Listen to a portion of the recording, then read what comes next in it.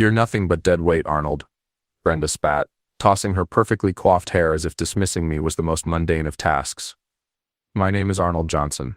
I'm 62, and for the last 20 years, I was the operations manager at Peterson Manufacturing in Springfield, Illinois. I wasn't one for grand pronouncements or dominating meetings. I was the steady hand guiding the machinery at a company that supplied industrial equipment to half the factories in the Midwest. I offered a wry smile, a single nod, and exited Vanessa's office. No shouting, no threats, no theatrics. I methodically cleared my desk while younger colleagues studiously avoided eye contact. Some, hired as teenagers, were now parents themselves, all trained by my own hand. Yet, not a single word was spoken as I packed nearly 2 decades of my life into a cardboard box. 45 years prior, Richard Peterson had built the company from scratch. He'd started with a single lathe in his garage and, through sheer grit and a reputation for reliable equipment, built it into a $40 million enterprise. He'd personally selected me to oversee operations when his health faltered. "You're the only one I trust not to cut corners," he'd confided. Now, his daughter Vanessa, 29-year-old, with an MBA and 2 years spent in Los Angeles, decided the company needed modernization and fresh perspectives, code for eliminating anyone who remembered life before spreadsheets replaced common sense. Carrying that meager box of personal effects to my truck, I felt an unnerving calm. Vanessa, in her haste, hadn't bothered to examine my employment contract, which contained a very specific clause, a clause Richard himself had insisted upon to protect me from competitors. It stipulated a severance penalty equal to 3 years' salary if I was terminated without cause. I placed the box on the passenger seat and sat for a moment, hands gripping the steering wheel. Through the windshield, I saw the production floor, the equipment I'd maintained, the systems I'd implemented, the people I'd hired, all about to experience the consequences of losing institutional knowledge.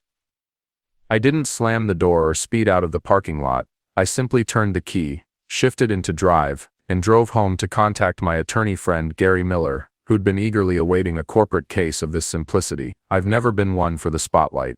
I was married 30 years to my wife Deborah, before cancer claimed her 5 years ago. I raised 2 successful children. My son works for an engineering firm in Seattle, and my daughter teaches 4th grade in Boston. My life has been defined by consistency and reliability, the same principles I applied at Peterson Manufacturing. Richard Peterson was more than just my boss. He was a father figure I'd never had. My own father vanished when I was 12, leaving my mother to raise 3 boys on a secretary's salary. Richard gave me a chance at 41, after a layoff from a struggling automotive plant, armed with only practical experience and an associate's degree in mechanical engineering.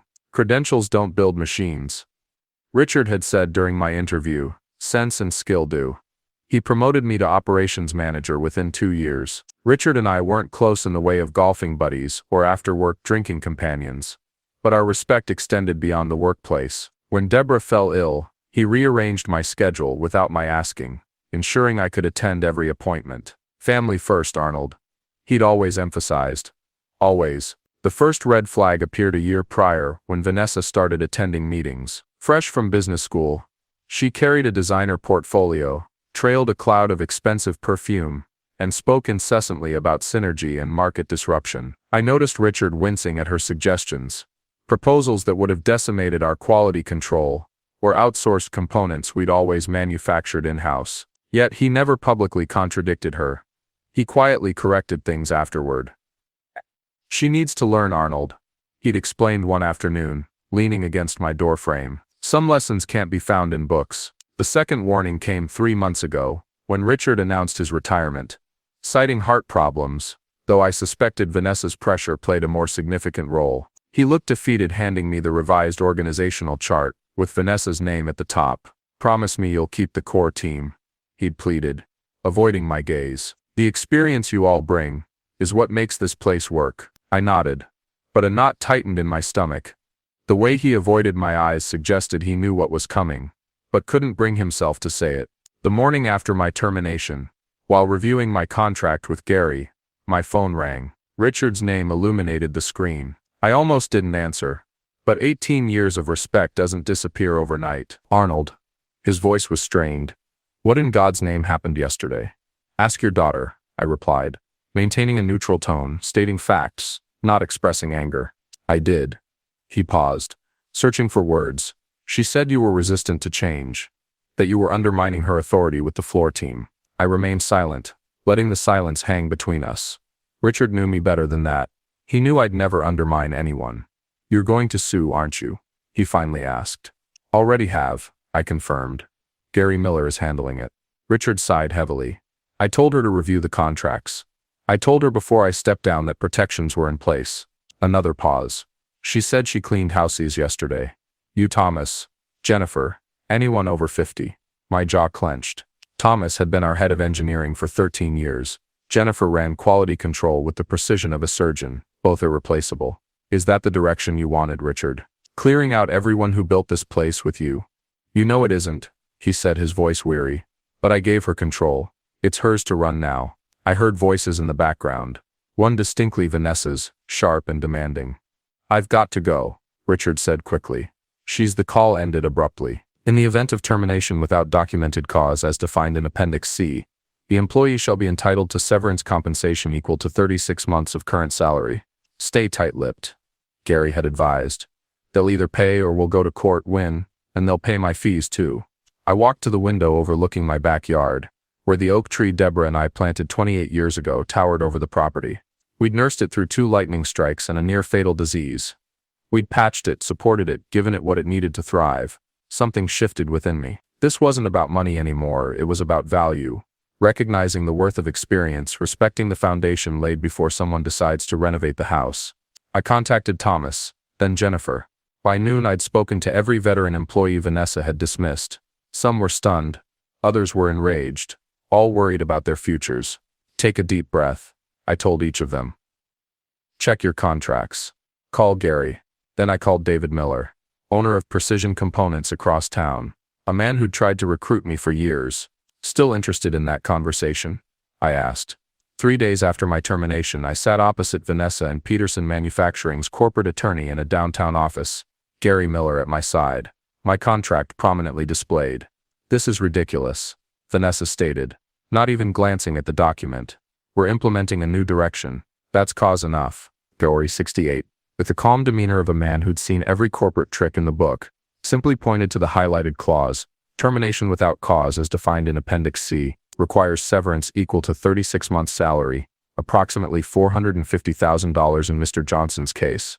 The corporate attorney, a young man named Kevin who looked fresh out of law school, scanned the contract with growing unease. Miss Peterson, he began, the definition of cause here is quite specific. Performance issues, ethical violations, criminal acts. He was resistant to change, Vanessa interrupted, crossing her arms.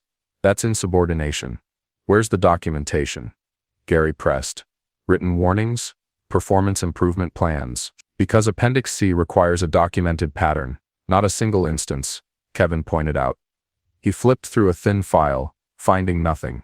Vanessa's face tightened. Fine, so we pay him a few months severance and move on. 36 months, Gary corrected, as stipulated. That's outrageous, she snapped. We'll offer 6 months. Take it or leave it. I remained silent, studying her. In that moment she reminded me of her father, the same stubborn set to her jaw. But Richard's stubbornness had been about building. Hers seemed aimed at destruction. Gary closed his briefcase. Then we'll proceed with legal action. Discovery should be particularly interesting, especially concerning the simultaneous termination of multiple employees over 50. Kevin's eyes widened slightly. He leaned toward Vanessa and whispered urgently. She dismissed him.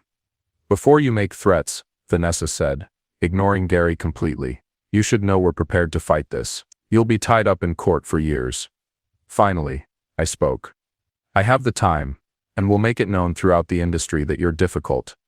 She added, good luck finding another position at your age. That's when her father appeared in the doorway. I hadn't seen Richard since his retirement party. He looked thinner, paler, but his eyes held their usual sharpness. Vanessa, he said quietly. A word. We're in the middle of something, Dad.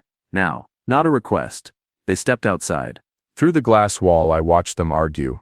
Richard gesturing emphatically, Vanessa's posture growing increasingly defensive. When they returned, Vanessa wouldn't look at me. Kevin, Richard said, prepare the severance agreement as written in the contract. Dad, Vanessa protested. Not now. Richard turned to me. I apologize, Arnold. This isn't how I wanted things to end.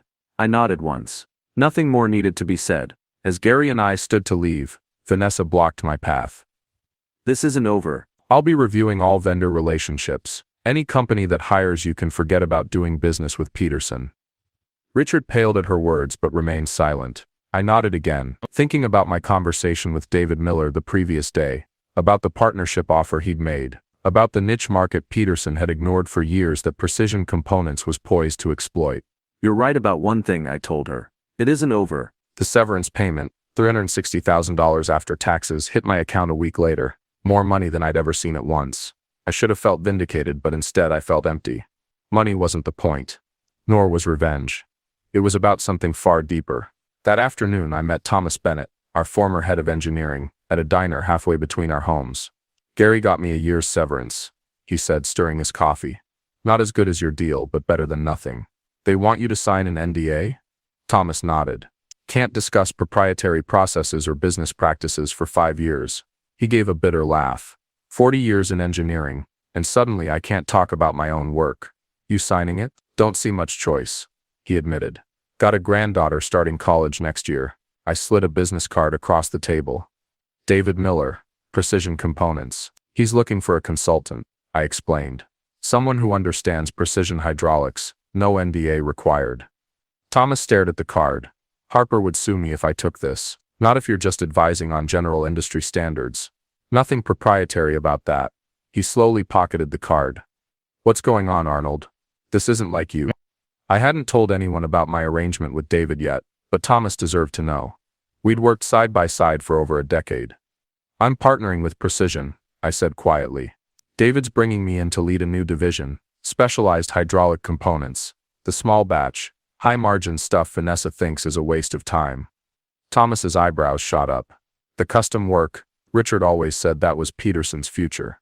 And Vanessa's killing it to focus on mass production. Thinks she can compete with overseas manufacturers on price. She can't, Thomas stated flatly. Not with our labor costs. I know, so does Richard. Thomas leaned forward. Is that why you're telling me this? You think Richard's involved somehow? I shook my head. No, but I had lunch with Jennifer yesterday. She said Vanessa's been liquidating equipment.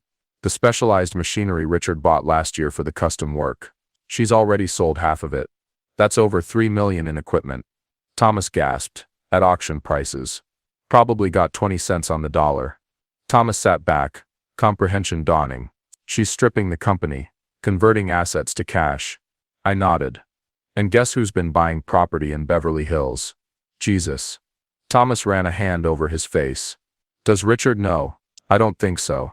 He built that company for legacy, not liquidation. We sat in silence, processing the implications, not just for us, but for the 100+ employees still at Peterson, for Richard's life's work. What are you going to do? Thomas finally asked. Build something better. I replied simply. Something that respects both the past and the future. With David Miller. Thomas sounded skeptical. David's just an investor. He's 2 years from retirement himself. Wants to back people who know what they're doing. Then step aside. And let me guess. You need an engineer who understands hydraulics. I smiled for the first time in weeks. The position's yours if you want it. Once your NDA is limited to actually proprietary information, not general knowledge. Thomas studied me. This isn't just business for you, is it? It's personal.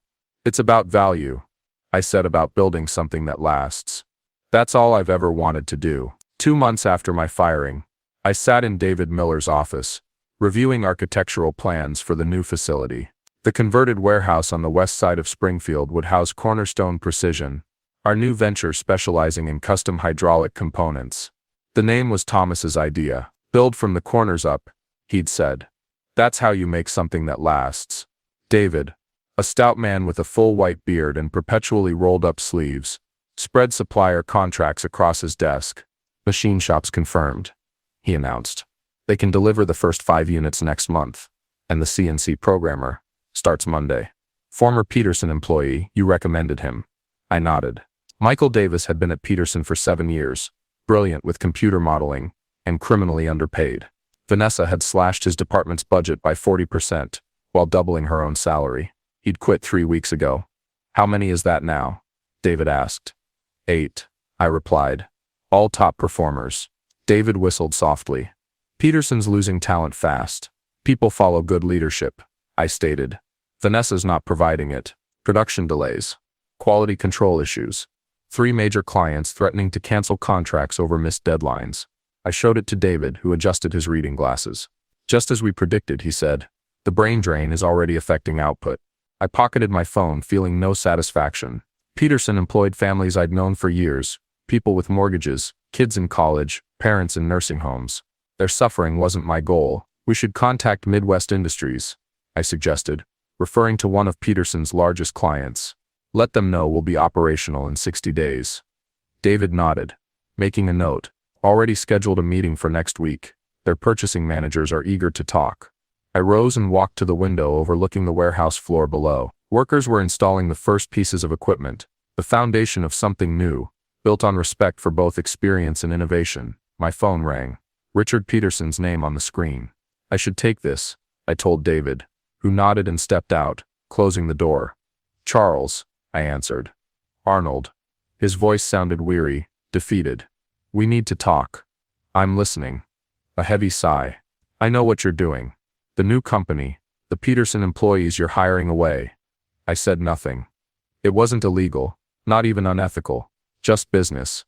I'm not calling to ask you to stop. Richard continued. I'm calling to ask for your help. That surprised me. What kind of help? The kind that might save what's left of my company.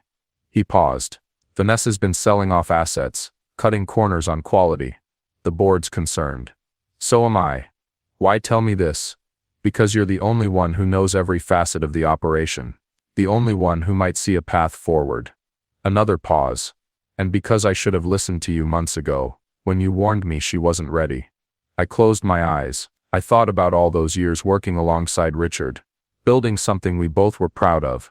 Something that employed hundreds of people who trusted us to make sound decisions. What exactly are you asking, Richard? Come to my house tonight, 7. Bring Thomas if he's willing. The board wants to meet, to discuss options. Options. Yes. Richard's voice strengthened slightly, including a change in leadership. I looked down at the warehouse floor, at our small but growing operation, at the future I'd built from the ashes of betrayal. I'll be there, I said finally, but I'm not promising anything. Fair enough. Relief was evident in his voice. And Arnold? Yes. Thank you, for still taking my calls. 6 months after my firing, I stood in the back of Peterson Manufacturing's main conference room. The quarterly all-hands meeting had just begun, with Vanessa at the head table, flanked by her new executive team, most under 35, all looking nervous. I wasn't to speak until the end. That was the agreement with the board. Let Vanessa present her quarterly results first. Give her a chance to explain the 40% drop in revenue, the lost contracts, the quality control failures. She was halfway through a presentation, blaming market conditions and legacy inefficiencies when she saw me. What is he doing here? She demanded, pointing in my direction. Richard, sitting quietly among the board members, nodded to the chairman, who rose. Vanessa, the chairman said. The board has reached a decision regarding the company's leadership. Her face drained of color. You can't be serious. Arnold, the chairman continued. Turning to me, would you like to explain the new arrangement? I stepped forward, holding a folder, the same one Gary had prepared for my severance 6 months earlier, but with very different contents. Peterson Manufacturing is merging with Cornerstone Precision, I announced, my voice steady. The board approved the acquisition agreement this morning. Vanessa laughed sharply. This is absurd. I'm the majority shareholder. No, Richard said, rising slowly. You hold 15%. I maintain 51%, which I've now voted in favor of the merger. I slid the folder across the table to her. Cornerstone will absorb Peterson's custom hydraulics division. The rest will continue under new leadership. My leadership, Thomas said, entering from the doorway. Vanessa flipped through the documents, her hands trembling. This is business. I finished for her. Nothing personal. A year after the merger, I stood in the expanded production facility that now housed both Cornerstone Precision and Peterson Custom Hydraulics. Workers moved efficiently, the rhythm of machinery creating a symphony of productivity I'd missed during my months away. Richard joined me on the observation platform, leaning heavily on his cane. His health hadn't improved, but his spirit had. Watching the company thrive again had been the best medicine. Company numbers are in, he said, handing me a report. Best in 6 years. Profit margins up. Employee retention stabilized. 4 new patents filed. Vanessa called yesterday, Richard said quietly, from Los Angeles. I raised an eyebrow but said nothing. After the merger, she'd taken her settlement and vanished. No goodbyes. No apologies. She's starting a consulting firm. He continued. Asked if I'd invest. Will you? Richard shook his head. Told her to come back to Springfield first. Learn the business from the ground up. The way I did. The way you did. And she hung up. He smiled sadly. But she called back this morning. Asked if the offer still stood. Below us I watched Michael train 2 new programmers on our latest system, Jennifer in her lab coat, inspecting components with her usual precision. Thomas at a workstation, sketching a design modification by hand before transferring it to the computer. Experience and innovation working side by side. Not in conflict, not one replacing the other, but building something stronger together. You know, Richard said, when I wrote that severance clause in your contract, I never imagined how it would turn out. I smiled. Neither did I. We stood in comfortable silence, watching the company we'd both helped build continue to grow. Some lessons are expensive, but the ones that stick, the ones that change how we see the world, those are always worth the price.